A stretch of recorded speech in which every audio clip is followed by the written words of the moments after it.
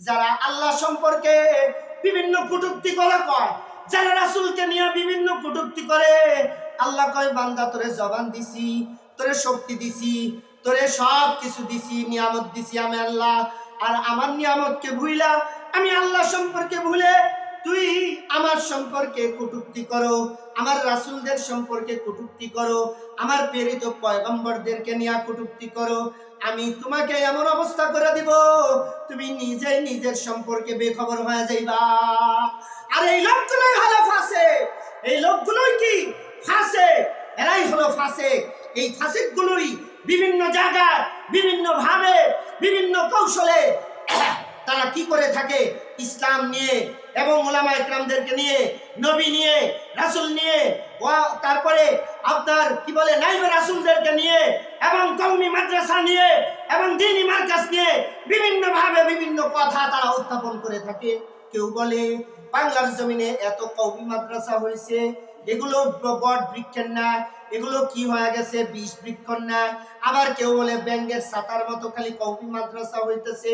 আরে তোমার কি মাথায় ধরে না?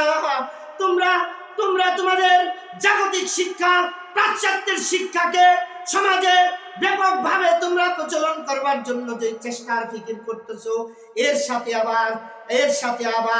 এর সাথে তোমরা সমকামিতাকে ঢুকাইতেছো।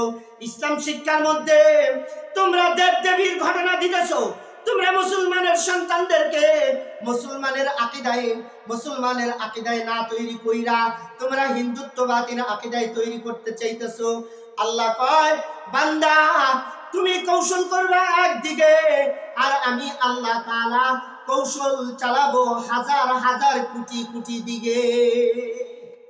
এজন্য তোমাদের জবান দিয়ে বের হইতেছে কওমি মাদ্রাসা বিষ বৃক্ষের মতো তৈরি হইতেছে, ব্যাঙ্গের ছাতার মতো কওমি মাদ্রাসা তৈরি হইতেছে। এটা তোমাদের চক্রান্তের ফসল। তোমরা যতক্ষণ পর্যন্ত শিক্ষানীতি নিয়ে চক্রান্ত বন্ধ না করবে, ততক্ষণ পর্যন্ত আমরা উম্মতের উলামায়ে কেরাম সহ সকল শ্রেণীর মুসলমানরা তাদের বাড়ির কোনায় কোনায় এবং মহল্লায় মহল্লায় এবং প্রতি ঘরে ঘরে কওমি মাদ্রাসা এবং দ্বীনি শিক্ষার মার্কাজ গড়ে তুলবে ইনশাআল্লাহ।